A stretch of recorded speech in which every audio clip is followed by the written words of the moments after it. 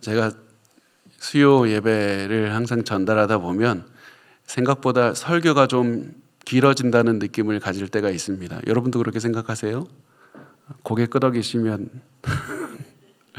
제가 전도사 때는 벌써 나 때는 마리아가 나오는데요. 전도사 때는 우리 그때 담임 목사님이 3시간씩 설교를 하셨는데 야, 어떻게 그렇게 듣고 있었을까? 우리 성도분들 3시간씩 설교는 안 하겠지만 우리 12시까지 우리가 다 이제 하는데 우리가 이 1시간 긴 것 같지만 굉장히 짧은 시간입니다. 우리가 그 시간 통해서 저도 많이 준비하고 사실은 제가 항상 말씀을 드리지만 제가 처음에 설교를 시작했을 때는 10분을 어떻게 채우지? 10분을 아무리 말해도 10분이 되지가 않아 그랬는데 요즘에 1시간 안으로 어떻게 줄이지? 막 그 생각을 하면서 줄이면서 굉장히 추격하고 있습니다. 그래서 우리가 이 시간에 짧은 시간에 우리가 많은 것들을 함축해서 배워갈 수 있도록 우리가 잠시 집중을 해서 들어주셨으면 좋겠습니다. 켄트 휴즈라는 교수님이 계신데요. 그 목사님께서 쓰신 주석에 보면 이 프린스턴 신학대학원에 이 윌슨 교수님이라는 분이 있습니다. 굉장히 노교수이신 그 분의 이야기가 나오는데 윌슨 교수님이 가르쳤던 학생 중에 졸업한 지 12년이 지난 졸업생이 이 학교에 와서 설교를 하는 기회가 왔다고 합니다. 그래서 이 학생이 자기가 가르쳤던 학생이 이제는 설교자가 되어서 돌아왔다. 이 소식을 듣고 윌슨 교수님이 이 노 교수가 이 설교자의 설교를 듣기 위해서 가장 앞자리에 앉아 있었습니다. 그리고 나서 설교가 다 끝나고 예배가 끝나자 이 노 교수가 이제 설교하던 자신의 예전 학생을 찾아와서 이렇게 말씀을 합니다. 자네가 다시 설교하러 오면 나는 다시는 들어오질 않을 거야. 왜냐하면 난 한 번만 오거든. 내가 가르쳤던 학생들이 돌아오면 나는 그 학생들이 큰 하나님을 믿는 학생들인지 작은 하나님을 믿는 사람들인지 알기 위해서 내가 온다네. 그러면 그들의 사역이 어떨지 알 수 있거든. 이 말을 이해할 수가 없다고 조금 더 설명을 해달라고 이제 그 예전 제자가 얘기를 하니까 이 교수님은 이렇게 설명을 합니다. 어떤 사람들은 작은 하나님을 믿고 있기 때문에 항상 그 하나님과 문제가 생겨. 그 하나님은 기적을 행할 수도 없고 성경에 영감을 주지도 못하고 우리에게 성경을 전달하지도 못하지. 그 하나님은 사람들을 대신해서 개입하지도 못해. 그들은 작은 하나님을 갖고 있고 나는 그들은 작은 하나님을 믿는 사람들이라고 부르지. 그러나 큰 하나님을 믿는 사람들도 있어. 그들이 믿는 하나님은 말씀하시면 그대로 이루어지는 분이야. 그 하나님이 명령하시면 반드시 이루어지고 하나님을 두려워하는 자들을 위해서 자신을 강하게 드러낼 줄도 아시는 분이지. 자네의 하나님은 큰 하나님이시네. 하나님께서 자네의 사역에 복을 주시기를 바라네. 이러면서 교수님께서 돌아서서 가셨다고 말씀을 합니다. 여러분, 우리의 삶도 한번 돌아보시기 바랍니다. 여러분이 믿는 하나님은 큰 하나님입니까? 작은 하나님입니까? 우리가 큰 하나님을 믿는지 작은 하나님을 믿는지 한번 돌아보시기 바랍니다. 어떻게 그러면 내가 믿는 하나님이 큰 하나님인지 작은 하나님인지 알 수 있습니까? 그것은 우리의 삶을 보면 알 수 있습니다. 큰 하나님을 믿는 사람은 큰 고난이 와도 희망을 가지고 살아갑니다. 그런데 작은 하나님을 믿는 사람은 작은 고난만 와도 절망합니다. 또 큰 하나님을 믿는 사람은 어떠한 사람들 앞에 있든지 동일하게 행동을 합니다. 왕 앞에 있든지 나를 기억하지 못하는 어린애 앞에 있든지 동일하게 행동합니다. 왜냐하면 내가 사람이 나의 삶을 움직이는 것이 아니라 큰 하나님께서 내가 어디를 가든지 다스리고 계신다는 사실을 믿고 있기 때문에 그렇습니다. 내 삶은 하나님께 달려있다는 믿음 때문에 어디를 가든지 동일하게 행동을 하는 겁니다. 그런데 작은 하나님을 믿는 사람은 내 앞에 있는 사람이 누구인지를 바라보고 그 사람의 눈치를 보면서 살게 됩니다. 왜냐하면 하나님이 아니라 저 사람이 내 인생을 결정할 수 있다고 생각하기 때문에 그렇습니다. 그래서 우리가 이 두 기준을 우리의 삶에 적용해 보면서 한번 질문해 보시기 바랍니다. 우리는 큰 고난 중에서도 희망을 붙잡고 살아가는가? 우리는 어떠한 사람 앞에서도 당당하게 살아가는가? 만약에 그렇지 않다면 지금 우리 기도하셔야 됩니다. 하나님, 내가 큰 하나님, 성경에 기록된 큰 하나님을 내가 믿게 도와주십시오. 작은 하나님 말고 큰 하나님을 믿고 하나님의 능력에 의지해서 살게 해달라고 기도하시길 바랍니다. 이렇게 큰 하나님을 믿게 해달라고 하면 하나님께서 반드시 응답을 주실 겁니다. 그런데 그 하나님께서 주시는 응답에 대해서 여러분께 꼭 당부드리고 싶은 말이 있습니다. 하나님께서 기도에 응답하는 방식을 아셔야만 됩니다. 하나님께서 여러분이 하나님께 하나님 나를 용기 있게 만들어 주십시오. 그러면 갑자기 내가 가슴에 갑자기 힘이 솟고 갑자기 대범하게 되는 게 아니라 가장 나를 두렵게 만드는 사람, 가장 나를 두렵게 만드는 환경으로 나를 몰고 가실 겁니다. 거기에서 하나님께서 용기를 갖게 하실 겁니다.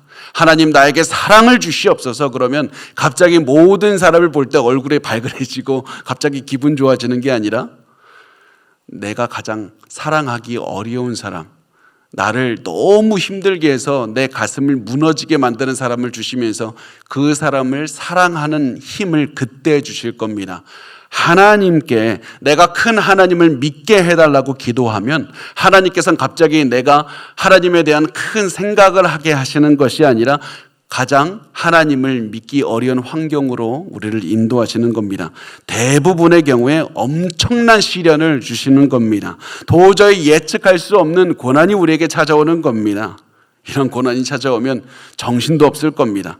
힘이 들 겁니다. 원망이 나올 겁니다. 하나님 믿는 게 이게 뭐냐 그런 생각이 들 겁니다. 그런데 그때 정신을 차리고 우리 하나님은 이 고난보다 크다는 사실을 믿으면 된다. 하나님의 뜻이 이것이다. 이 고난을 통해서 하나님께서 나에게 주시는 것이 이것이다라는 사실을 기억하고 하나님을 믿으면 되는 겁니다. 폭풍한 가운데에서 하나님께서는 이 폭풍보다 거대하시다, 위대하시다는 사실을 확실하게 믿으면 그때 고난에서 승리하고 그 고난은 지나가는 겁니다. 고난은 하나님께서 우리가 큰 하나님을 믿게 하는 훈련인 겁니다. 하나님은 우리가 쓸데없이 고난당하게 하지 않으십니다. 우리가 당하는 그 어떤 고난도 쓸데없이 낭비하는 고난은 존재하지 않습니다. 하나님은 우리가 훈련받기를 원하시고 훈련을 통해서 하나님의 위대하심을 믿기를 원하시는 겁니다. 그것이 우리가 오늘 나누는 창세기 41장 여기까지 하나님께서 요셉을 훈련하신 목적이었습니다. 요셉은 큰 고난 속에서 오래된 고난 속에서 큰 하나님을 계속해서 믿도록 인도하셨던 겁니다. 오랫동안 지속되는 이 시련 속에서 하나님의 위대하심을 바라보게 되었습니다. 그렇게 훈련하시고 나서 요셉이 나이가 30살이 되었을 때 요셉이 비로소 하나님이 원하시는 큰 하나님을 믿는 믿음, 사람이 아니라 하나님만이 나를 인도하신다는 그 믿음을 갖게 되었고 그때 비로소 하나님께서는 훈련을 종료하시고 요셉을 세상에 들어서 사용하기 시작하셨다는 겁니다. 그게 우리가 오늘 나누는 본문의 말씀입니다. 큰 하나님을 믿는 요셉은 이 세상에서 큰 하나님을 믿는 사람으로서 살아내기 시작을 하는 겁니다. 요셉이 고난 중에서도 하나님께서 주시는 꿈을 포기하지 않았고 아무도 보지 않는 곳에서 그때에도 죄를 짓지 않으려고 노력하면서 계속 큰 하나님을 믿고 살아갔을 때 그때 하나님께서는 이 훈련된 요셉을 통해서 세상에서 하나님의 일을 하게 하셨습니다. 우리 반드시 제가 강조합니다. 오늘 우리가 나누는 본문의 요셉이 있기까지 단순히 요셉은 고난을 겪은 게 아닙니다. 마치 고난을 당해서 내가 어쩔 수 없이 시련을 당해서 수동적으로 가만히 있었던 적이 없습니다. 오늘 이 본문에 나오는 요셉이 있기까지 하나님께서는 요셉을 엄청나게 훈련시키셨습니다. 단조하셨습니다. 제가 예전에는 그 무협 영화를 좋아했습니다. 제가 고등학교 때 우리 어머니께서 아직도 이게 걱정이 있어 했던 말씀을 기억나는데 우리 애가 공부는 안 하고 무협지만 읽는다고. 그래서 제가 그랬습니다. 그러면서 기억이 나는 건 어떤 영화인지 모르는데 예전에 뭐 중국 영화, 홍콩 영화들 굉장히 유명하지 않았습니까? 그거 보면 이 굉장히 그 명검을 만드는 장인 한 명이 있습니다. 이 사람이 좋은 이 칼을 만들기 위해서, 칼을 만드는 좋은 재료를 찾기 위해서 막 몇 년을 돌아다닙니다. 그러다가 드디어 이것이다 그러면서 막 칼을 갈고, 칼을 간 다음에 막 정성스럽게 막 수년이 지나도록 그 칼 하나만 만들고 있다가, 칼을 다 만든 다음에 뭐 하는지 아십니까? 칼을 쓸 사람을 찾아다니는 겁니다. 아니면 가만히 칼을 쓸 사람이 찾아오기를 기다리면서 수년이 지나도록 기다리고 있습니다.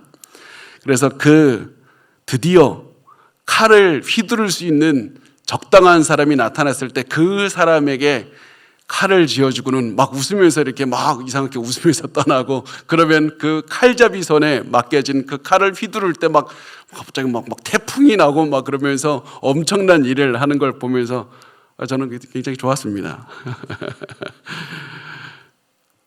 요셉이 지나온 길이 마치 좋은 칼을 한 자루 만드는 것과 똑같은 겁니다. 하나님께서 단순히 요셉이 많은 고난을 받게 하신 게 아니라 칼 한 자루 만들어내시는 겁니다. 많은 훈련을 통해서 하나님의 뜻을 행할 수 있는 날카롭고 귀중한 보검 하나를 만드신 겁니다. 그렇게 해서 칼이 완성되었을 때 비로소 하나님께서는 이 요셉이라는 보검을 세상에 드러내셨고, 그 칼이 하나님의 손에 쥐어져서 휘둘려질 때 엄청난 일들을 하게 되었다는 겁니다. 여러분, 이게 여러분이 가는 길과 같은 겁니다. 우리가 지금 훈련을 당하고, 우리가 고난을 당하고 있는 것이나 훈련을 받고 있는 겁니다. 하나님께서 여러분을 좋은 칼로 만들고 계신 겁니다. 좋은 칼로 만들어서 뭐에 쓰렵니까? 하나님의 손에 쥐어서 하나님께서 휘두르려고 하시는 겁니다. 하나님께서는 직접 하실 수 있지만 우리를 훈련시켜서 우리를 통해서 하나님의 위대한 일들을 드러내려고 하는 겁니다. 우리는 하나님께, 하나님, 기적과 같은 능력을 드러내 주시옵소서. 나는 너무 약합니다. 하나님께서 엄청난 사람을 보내주셔서 엄청난 일을 이루어달라고 기도하지만 하나님께서 원하시는 것은 내가 너를 통해서 일을 하리라, 너를 보검으로 만들어서 하나님의 뜻을 이루려고 하신다고 말씀을 하는 겁니다. 여러분이 칼입니다. 여러분이 무기입니다. 하나님께서 여러분을 지금 단조하고 계시는 겁니다. 칼 주인이신 하나님은 여러분의 이 훈련이 끝나면 여러분을 휘두르려고 준비하고 계십니다.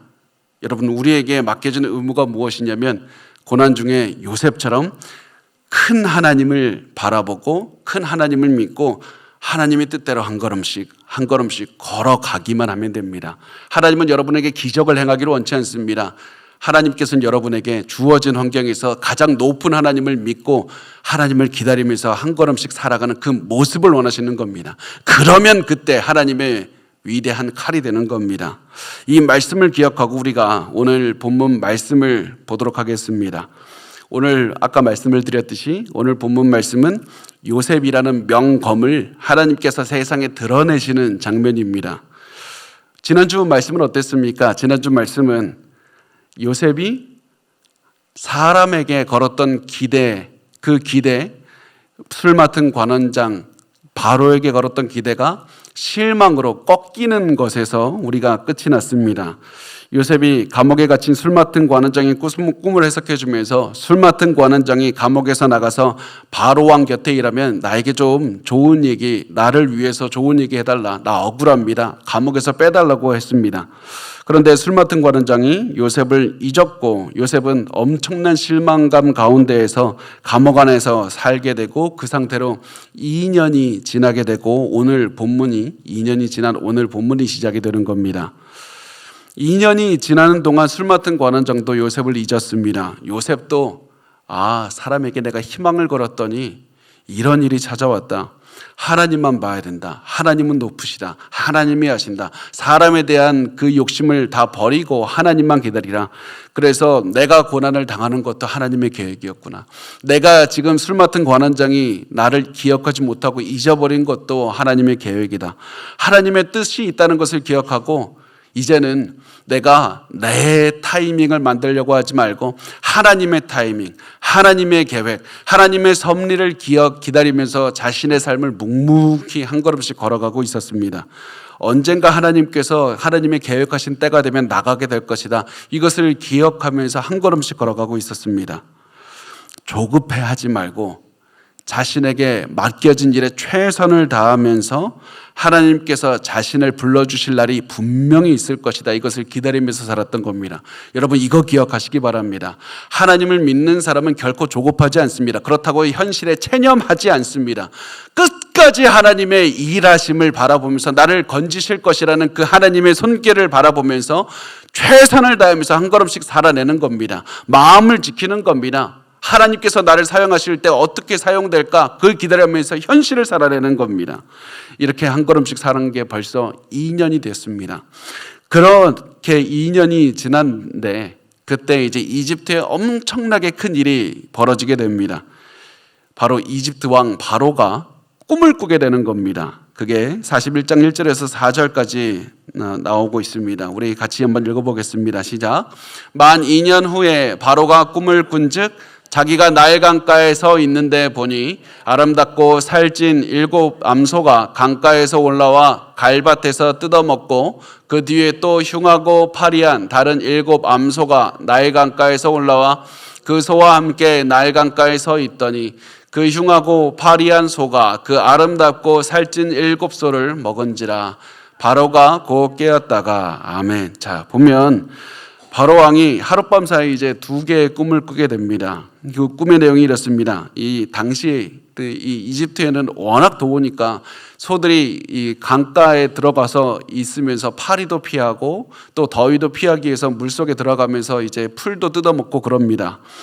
그런데 이런 상황에서 바로 왕이 꿈에 보니까 7마리의 건강한 소들이 나일 강가에서 올라와서 풀을 뜯어먹고 있었는데 아주 못생기고 아주 흉측하고 아주 마른 소 7마리가 당연히 소니까 육식을 안 하고 갈대잎을 먹어야 되는데 그렇지 않고 건강한 소들을 공격하고 잡아먹는 겁니다.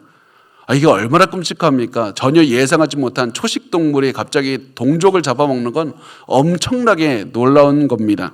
바로는 마치 이 악몽을 꾼 소년처럼 너무나도 놀라서 깜짝 놀라서 일어나서 잠에 깼습니다. 그 다음에 마음이 진정이 안 돼서 한참을 기다리다가 이제 어느 정도 마음을 진정시킨 다음에 다시 잠에 듭니다. 그런데 곧바로 또 2번째 꿈을 꾸게 됩니다. 5절에서 7절까지 말씀은 이렇게 하고 있습니다. 다시 잠이 들어 꿈을 꾸니 한 줄기에 무성하고 충실한 7 이삭이 나오고 그 후에 또 가늘고 동풍에 마른 7 이삭이 나오더니 그 가는 7 이삭이 무성하고 충실한 7 이삭을 삼킨지라. 바로가 깬즉 꿈이라. 이번에는 아주 통통하고 잘 여문 그 곡식이 있는데 7이 있는데 그 뒤에 야위고 메마른 곡식 7개가 나타나서 이 좋은 곡식을 다 먹었다는 겁니다. 또다시 이것이 얼마나 또 놀랍습니까? 그래서 바로는 놀라서 잠에서 깼습니다. 이 꿈을 꾼 바로가 이 꿈의 내용을 알아야 되겠다, 그런 마음을 갖게 됩니다. 왜냐하면 제가 계속해서 말씀드리는 것처럼 고대 근동에서는 신이 계시를 하는 것이 꿈을 통해서 계시한다고 믿었기 때문에 그렇습니다. 게다가 일반 사람에게 꿈을 주는 것도 굉장히 중요하다고 생각하는 이때 바로 왕이 꿈을 꾼 겁니다. 그리고 이 바로 왕은 이 당시에 사람들에게 신처럼 여겨졌습니다. 신으로 대우를 받았습니다. 그래서 자기 이 왕에게 꿈을 주셨다라는 사실 때문에 굉장히 꿈의 내용을 알아야 되겠다는 생각을 했고, 또 이 꿈들에 등장하는 소, 갈밭, 이 이삭, 이 모든 것들이 식량을 상징하는 겁니다. 이 바로는 이것이 이집트의 앞으로 있을 엄청나게 중요한 것을 신이 나에게 알려주었다, 그렇게 생각을 하는 겁니다. 그래서 이 나라의 명운이 달려져 있기 때문에 신이 알려준 계시를 빨리 내가 해석해서 조치를 취해야 이 나라를 구할 수 있다. 그렇지 않으면 백성들이 나를 함부로 대할 것이고, 백성들이 저 사람 진짜 신이 맞나? 바로가 맞나? 신과 연결되어 있나? 그거 의심할 것이다. 그런 생각을 하면서 빨리 꿈을 해석하기를 원했습니다. 그래서 8절에 보면 아침에 그의 마음이 번민하여 사람을 보내어 애굽의 점술가와 현인들을 모두 불러 그들에게 그의 꿈을 말하였으나 그것을 바로에게 해석하는 자가 없었더라. 바로는 그 나라의 꿈을 해석하는 사람들을 다 불러 모았습니다. 그래서 꿈을 해석하라고 했는데 아무도 꿈을 해석하지 못했다고 말합니다. 이 말은 정말 그 꿈을 몰랐다기보다는 다들 각자 꿈의 해석을 내놓았는데 그게 바로의 마음에 흡족하지 못했다는 겁니다. 그거 아닌 것 같다. 너 지금 꿈 잘못 해석하고 있다. 그런 마음이 들었다는 겁니다. 왜 이런 일이 일어났을까요? 이 당시에 꿈이 중요했기 때문에 꿈 해몽하는 사람 엄청나게 많았을 텐데 왜 한 명도 꿈을 해석하지 못했을까? 우리가 뒤에서 보면 사실은 우리가 지금까지 꿈의 내용을 나눈 것만 봐도 꿈의 내용이 어렵지 않습니다. 복잡하지 않습니다. 굉장히 간단합니다. 그 당시에 꿈을 전문적으로 해석하는 사람이라면 이 꿈을 보고 어느 정도 예측할 수 있는 내용이 맞습니다. 그런데 아무도 꿈을 제대로 해석할 수 없었고 그 해석을 들은 바로가 만족하지 못했다는 겁니다. 왜 이런 일이 벌어졌습니까? 하나님이 개입하셨기 때문에 그렇습니다. 하나님께서 꿈의 내용을 아무도 해석하지 못하도록 하셨고 그 해석을 들은 바로의 마음이 만족하지 못하도록 하셨기 때문에 그렇습니다. 하나님께서는 우리 눈에 보이기에 엄청나게 가장 사람들이 다 드러나는 아는 모습으로 항상 일하시지 않고 사람들이 인식하지 못하는 방법으로 계속해서 역사를 이끌고 나가신다는 것을 지금 이것을 보여주고 있고 이 모습을 통해서 하나님께서는 요셉이 복음이 세상에 드러날 그런 이 준비를 하고 계시다는 사실을 우리가 알 수가 있는 겁니다. 이래서 하나님께서는 요셉이 드러나게 하시는 겁니다. 그리고 우리가 또 알아야 되는 것은 바로도 하나님을 몰랐습니다. 이 이스라엘의 하나님 바로 믿지 않았습니다. 요셉도 하나님이 일하시는 거 몰랐습니다. 우리의 아는 것, 사람들이 하나님을 믿건 믿지 않건 하나님께서는 거기에 상관없이 역사를 이루어 가십니다. 그래서 우리가 두려워할 필요가 없다는 겁니다. 기다리기만 하면 됩니다. 다만 우리가 하면서 무엇을 하면서 기다려야 되는가? 큰 하나님을 믿는 믿음, 하나님은 위대하시다는 그 믿는 믿음으로 살아가야만 되는 겁니다. 그런데 여기에서 이 바로가 아무도 자신의 꿈을 제대로 해석하지 못하니까 바로가 굉장히 불안했습니다. 이거 꿈 해석하지 못하면 어떡할까? 그러면서 너무 두려웠습니다. 끙끙 앓고 있는 모습을 옆에서 본 술 맡은 관원장이 굉장히 고민합니다. 얘기할까 말까? 하고 싶지 않은데 할까 말까? 그러다가 어쩔 수 없이 이 얘기를 하게 됩니다. 9절에서 13절까지 이렇게 말씀을 합니다. 술 맡은 관원장이 바로에게 말하여 이르되 내가 오늘 내 죄를 기억하나이다. 바로께서 종들에게 놓아사 나와 떡 굽는 관원장을 친히 대장의 집에 가두셨을 때 나와 그가 하룻밤을 꿈을 꾼즉 각기 뜻이 있는 꿈이라 그곳에 친히 대장의 종된 히브리 청년이 우리와 함께 있기로 우리가 그에게 말하매 그가 우리의 꿈을 풀되 그 꿈대로 각 사람에게 해석하였더니 그 해석한 대로 되어 나는 복직되고 그는 매달렸나이다. 이 술 맡은 관원장은 요셉이 오면 이 꿈 해석할 수 있을 것이다 확신이 있었습니다. 그런데 굳이 얘기하고 싶지 않았습니다. 왜냐하면 과거에 자신의 잘못한 걸 또 들추어내야 되기 때문에 그렇습니다. 내가 과거에 엄청나게 잘못해서 이 감옥까지 갇힌 그 일을 또다시 얘기해야 되는 게 얘기하고 싶겠습니까? 또다시 왕이 그거 기억해서 나 처벌하면 어떻게 할까? 그렇게 생각을 했던 겁니다. 그런데 더 이상 모른 채 할 수 있는 상황이 아니라 여기서 내가 반드시 얘기를 해야 되겠다 이런 생각이 들게 됩니다. 누가 이 생각 줬습니까? 하나님께서 계속 역사를 이루어가고 계신 겁니다. 하나님께서 이 술 맡은 관원장의 두려움이 결국 꺾이고 요셉에 대해서 이야기를 하도록 역사를 이뤄가고 계셨습니다. 그렇게 하나님께서 이끌게 이제 이야기를 하게 되는데 이 술 맡은 관원장은 혹시 왕이 그때 생각하고 나에게 화낼까봐 이렇게 말을 시작합니다. 내가 오늘 내 죄를 기억하나이다. 내 죄를 기억합니다. 왜 이렇게 얘기하냐면 여기서 죄는 우리가 이 단수 하나처럼 이렇게 한글에서 쓰여져 있지만 이 히브리어 원어를 보면 복수형을 쓰고 있습니다. 내 죄가 하나가 아니다. 내가 죄를 지었는데 어떤 죄를 지었느냐? 자신이 2년 전에 요셉의 부탁을 듣고 잊어버린 죄, 그래서 요셉에게 죄를 졌고, 우리 요셉을 진작에 소개했다면 바로 왕에게도 이런 어려운 시간을 주지 않았을 텐데 바로 왕에게도 죄를 지었습니다. 통촉하옵소서 이러면서 이제 얘기를 하는 겁니다. 네, 여러분은 지금 이렇게 별로 이게 제가 이해가 잘 안 가세요? 제가 한 번씩 얘기하다 보면 지금 내가 뭐 영어로 하고 있나 히브리어로 하고 있나 그런 생각이 들 때가 있는데, 자, 술 맡은 관원장이 2년이 지날 때 요셉을 기억했던 것도 하나님께서 기억하게 하신 겁니다. 하나님께서 이때가 바로 요셉이 가장 높은 곳에 오를 최상의 타이밍이었기 때문에 하나님께서는 이때 기억하게 하신 겁니다.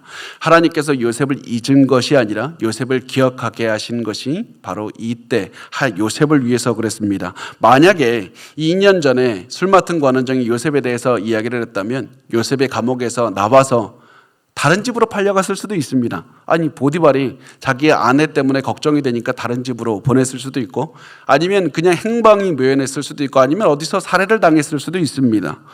그런데 요셉이 지금까지 술 맡은 관원장이 기억하지 못했기 때문에 보디발의 감옥 거기에서 갇혀서 있었던 겁니다. 너무나도 잡기 쉬운 곳에 있었습니다. 그래서 하나님께서는 요셉을 잊은 것이 아니라 요셉을 보관하고 계신 것이고 훈련시키고 계셨다는 사실을 우리가 알 수가 있습니다. 이렇게 해서 요셉에 대한 소식을 들은 바로 왕은 사람을 보내서 요셉을 궁궐로 이제 이끌게 됩니다. 14절 말씀에 보면 우리가 같이 읽어보겠습니다. 시작. 이에 바로가 사람을 보내어 요셉을 부르매 그들이 급히 그를 옥에서 내놓은지라. 요셉이 곧 수염을 깎고 그의 옷을 갈아입고 바로에게 들어가니. 아멘. 바로의 부름을 받자마자 요셉이 수염을 이제 몸을 씻고 수염을 깎고 이제 옷을 갈아입는다고 말을 합니다. 몸을 씻는 건 이해하겠는데 왜 수염을 깎을까요? 수염을 깎는 거는 저희 아내한테 제가 계속 듣는 말인데, 수염을 깎는다. 왜 그랬냐면 이 당시에 이집트의 풍습이 그랬습니다. 이집트는 굉장히 더운 곳입니다. 그리고 수염이 있고 머리털이 있으면 이가 생깁니다. 그래서 그 청결을 위해서 수염과 머리털도 깎고 그 사람들이 가발도 쓰고 이렇게 다니고 있었는데, 요셉은 히브리인이었기 때문에 셈족이니까 이집트 사람이 아니니까 아마 수염을 많이 길렀을 것이라고 추정을 합니다. 그런데 이제 요셉이 이집트 왕 앞에 서기 위해서 이집트 사람처럼 몸을 치장하기 위해서 이 수염도 깎고 이렇게 되는 겁니다. 그러면서 옷도 갈아입고 바로 왕 앞으로 나아갑니다. 제가 항상 이제 요셉의 이야기에서는 항상 멈추는 부분이 뭐냐면 옷 갈아입는 부분입니다. 제가 지난번에 말씀드렸듯이 요셉이 옷 갈아입을 때마다 신분의 변화가 있다. 그래서 옷은 단순히 요셉이 갈아입은 게 중요한 것이 아니라 그때마다 신분의 변화를 이제 알려주고 있다는 것을 우리가 기억하시기 바랍니다. 그래서 이때 요셉은 죄수의 옷을 벗어버리고 바로 앞에 설 수 있는 고귀한 옷으로 갈아입게 됩니다. 그리고 이것이 끝났을 때 이제 바로 왕이 국무총리 좋은 옷을 또 입혀주게 되죠. 자, 이제 그렇다면 이제 중요한 것은 요셉이 목욕한 게 왜 기록되어 있죠? 요셉이 수염 깎은 게 왜 기록되어 있을까? 갑자기 변화한 요셉의 상황을 보여주기 위해 있는 겁니다. 14절 우리가 다시 보면 바로가 사람을 보내 요셉을 부르며 그들이 급히 그를 옥에서 내놓은지라. 급히 그를 옥에서 내려온지라. 급하게 하나님께서 갑자기 변화한 요셉의 상황, 하나님께서 갑자기 일하시는 모습을 보여주는 겁니다. 요셉의 상황을 보면 절대 감옥에 나갈 수 없을 것처럼 보입니다. 자신은 계속 억울한 상황에 처해 있고 사람들도 자기를 도와주지 않기 때문에 앞으로 내가 이 꿈이 어떻게 이루어질 것인가, 요셉의 꿈이 이루어지지 않을 것처럼 보이는 겁니다. 그런데 하나님께서는 급히 순식간에 한 번에 갑자기 요셉을 왕궁으로 끌어올리시는 겁니다. 순식간에 모든 것을 바꾸시는 것이 하나님의 일하시는 방식이 바로 여기에서 보여주는 겁니다. 이것이 하나님께서 굉장히 많은 경우에 일하시는 방식입니다. 하나님께서는 천천히 우리를 단계별로 이끄시기도 하지만 갑자기 이끄시기도 합니다.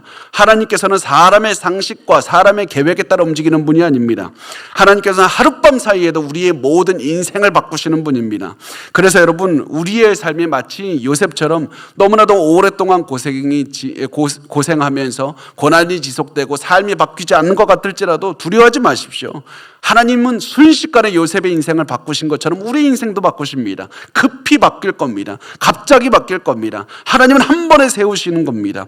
굉장히 많은 경우에 하나님께서는 갑자기 사람의 마음을 바꾸시고 갑자기 우리의 환경을 바꾸십니다. 다만 하나님의 때가 이르기만 하면 되는 겁니다. 우리가 해야 되는 것은 하나님의 때가 이르기까지 내가 하나님의 뜻에 순종하면서 계속해서 기다리면서 하나님의 때를 기다리면서 사시면 되는 겁니다. 하나님의 때를 기다리십시오. 하나님께서 갑자기 일하실 수 있다는 사실입니다. 자, 그리고 나서 15절에서 16절에 이제 바로가 요셉에게 말을 합니다. 바로가 요셉에게 이르되 내가 한 꿈을 꾸었으나 그것을 해석하는 자가 없더니 들은즉 너는 꿈을 들으면 능히 푼다 하더라. 요셉이 바로에게 대답하여 이르되 내가 아니라 하나님께서 바로에게 편안한 대답을 하시리이다. 바로가 요셉에게 하는 말이 야, 내 꿈을 해석할 사람이 아무도 없더라. 근데 내가 들으니 너가 꿈을 해석할 수 있다고 하더라. 지금까지 모든 사람이 내 꿈을 해석하지 못했는데 너 감옥에서 나온 너 히브리 사람 너가 해석할 수 있다고 그러면서 약간 조롱하는 겁니다. 근데 내가 이제 더 이상 말할 데도 없다. 갈 데도 없다. 어쩔 수 없이 너한테 말하니까 잘 들어보고 대답할 수 있으면 잘 대답을 해봐라. 그러면서 이제 바로가 자신의 꿈을 이제 요셉에게 말을 하기 시작합니다. 그런데 이때 우리가 봐야 되는 게 뭐냐면 요셉의 반응입니다. 요셉의 행동입니다.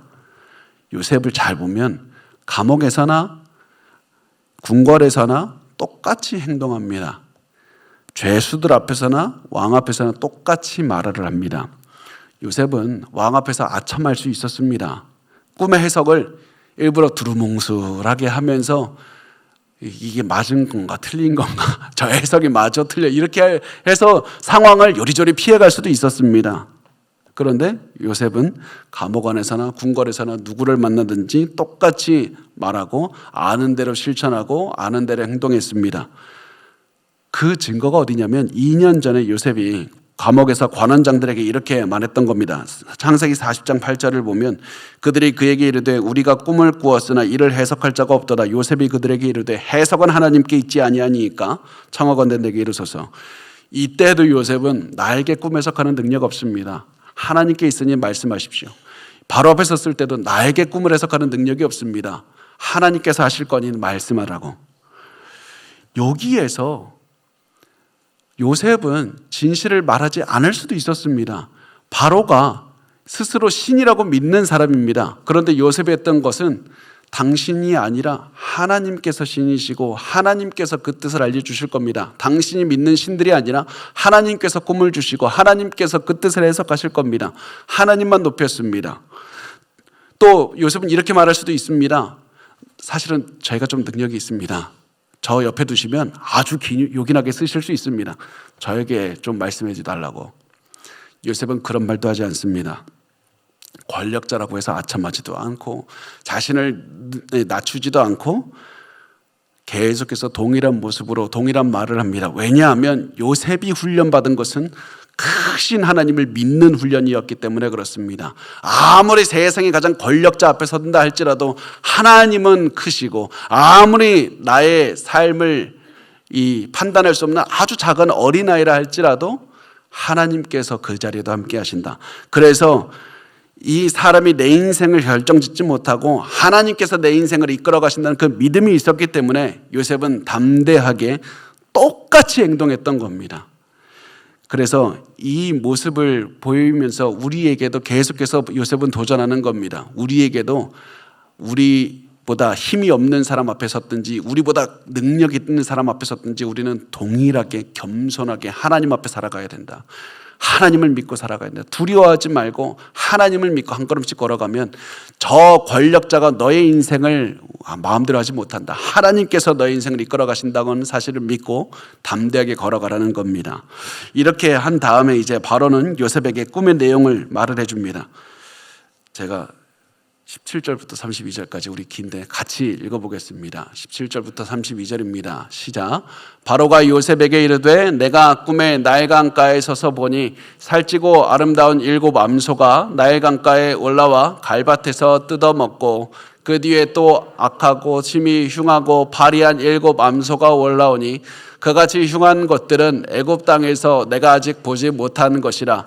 그 파리하고 흉한 소가 처음에 7 살찐 소를 먹었으나 먹은 듯 하지 아니하고 여전히 흉하더라. 내가 곧 깨었다가 다시 꿈에 보니 한 줄기에 무성하고 충실한 7 이삭이 나오고 그 후에 또 가늘고 동풍에 마른 7 이삭이 나더니 그 가는 이삭이 좋은 7 이삭을 삼키더라. 내가 그 꿈을 점술가에게 말하였으나 그것을 내게 풀이해 주는 자가 없느니라. 요셉이 바로에게 아뢰되 바로의 꿈은 하나라. 하나님이 그가 하실 일을 바로에게 보이심이니이다.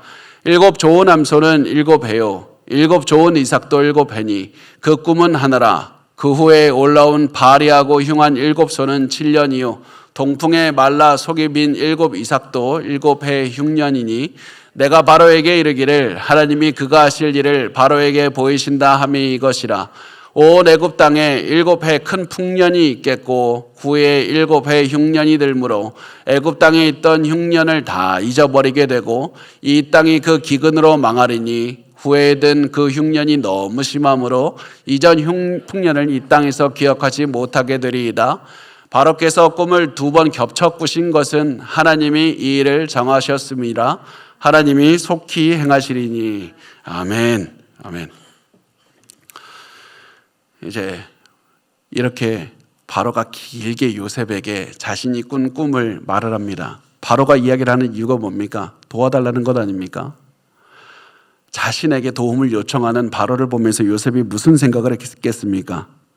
내가 2년 전에는 내가 하나님의 뜻을 모를 때는 감옥에 나가기 위해서 바로의 능력을 의지하려고 했다. 게다가 이집트에서는 바로를 신으로 여겼기 때문에 요셉도 모르게 이 이집트에서 살던 요셉은 바로가 대단하지 않을까? 바로를 의지하고 싶다. 바로를 의지하면 내게 큰 일이 벌어진다. 내가 많은 도움을 받을 것만 같다. 이런 생각을 했을 겁니다. 그런데 지나고 보니까 바로도 한낱 인간에 불과하구나. 나에게 도움을 요청하고 있는 한낱 인간에 불과하구나. 하나님께서 온 세상을 이끌어 가신다. 하나님이 위대하시다. 이것을 기억하면서 요셉이 감격하면서 들었던 겁니다. 이렇게 해서 들은 요셉은 이제 바로의 2 꿈을 이제 듣고 난 다음에 꿈을 해석해 줍니다. 요셉이 했던 말은 크게 2가지입니다. 첫째, 바로가 꾼 2개의 꿈은 같은 내용이다. 같은 메시지를 가지고 있다. 하나님께서 같은 내용의 꿈을 2번 꾸게 하신 것은 무슨 일이 있어도 이 꿈을 이루신다는 사실을 알려주기 위해서다. 이게 첫 번째고, 2번째, 이 꿈들은 앞으로 애굽에 닥쳐올 일들, 이집트에 닥쳐올 일들을 미리 알려주셔서 대비하도록 하기 위한 하나님의 뜻이다. 하나님의 계시의 메시지다. 이렇게 말씀을 하는 겁니다. 그 다음에 이제 요셉이 하는 말은 앞으로 애굽에 7년 동안의 대풍년이 들 것이고 이 7년의 풍년이 끝나면 7년의 큰 기근이 임할 것이다. 이 풍년 뒤에 오는 7년의 기근이 얼마나 심각하냐면 전에 있었던 그 풍년이 기억하지 못할 정도로, 풍년에 대한 그 기억을 잊어버릴 정도로, 순식간에 그 풍요로움이 사라질 정도로 엄청나게 큰 기근이 올 것이다. 그래서 단단하게 대비해야 된다. 열심히 대비하지 않으면 7년의 기근으로 엄청난 피해를 입을 것이다. 그래서 이렇게 해서 하나님께서는 이집트가 처한 재앙을 피하게 하려고 이 꿈을 주셨다고 얘기를 합니다.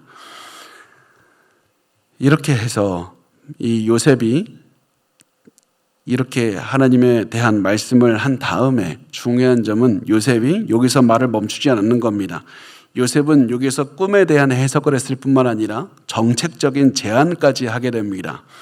33절에서 36절에 보면 이제 바로께서는 명철하고 지혜 있는 사람을 택하여 애굽 땅을 다스리게 하시고 바로께서는 또 이같이 행하사 나라 안에 감독관들을 두어 그 7해 풍년에 애굽 땅의 5분의 1을 거두되 그들로 장차올 풍년의 모든 곡물을 거두고 그 곡물을 바로의 손에 돌려 양식을 위하여 그 각 성읍에 쌓아두게 하소서.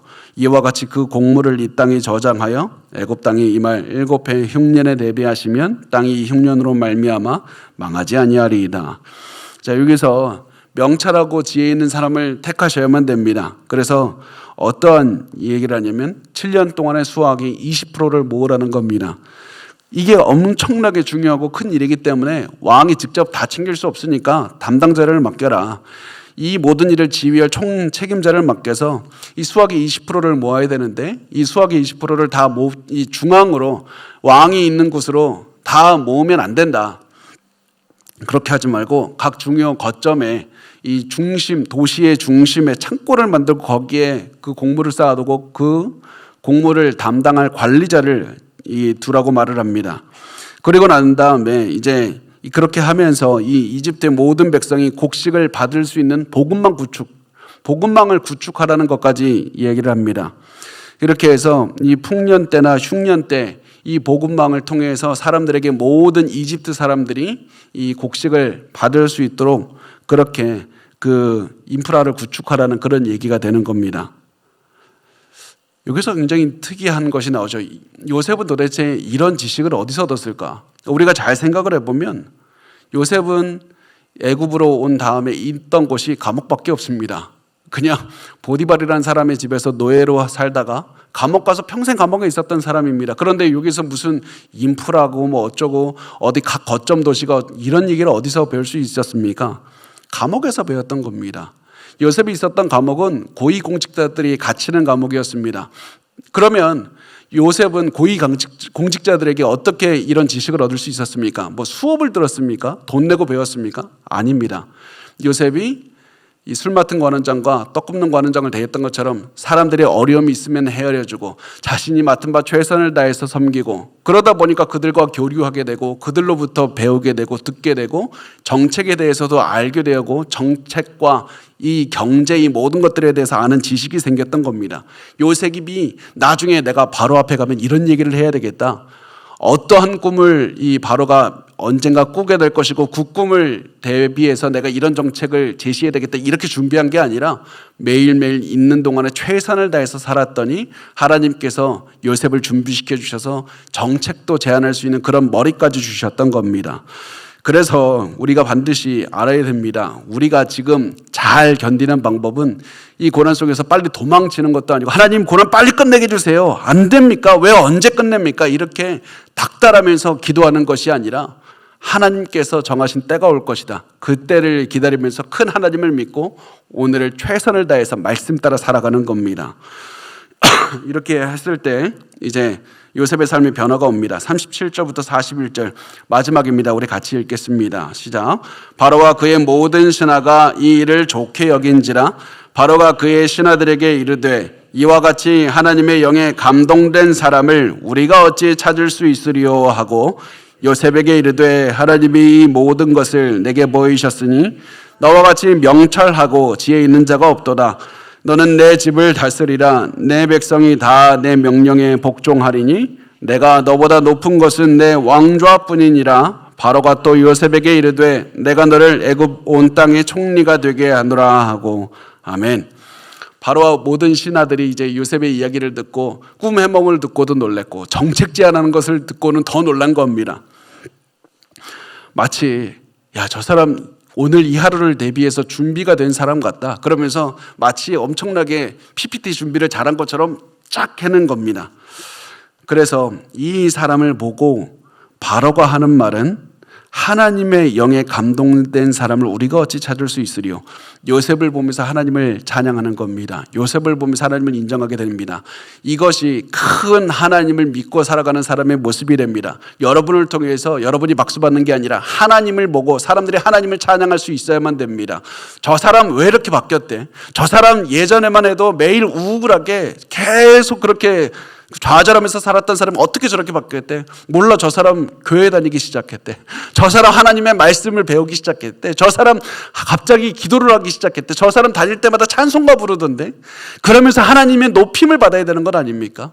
그렇게 하는 것이 우리가 큰 하나님을 찬양하고 큰 하나님을 높이는 방식입니다.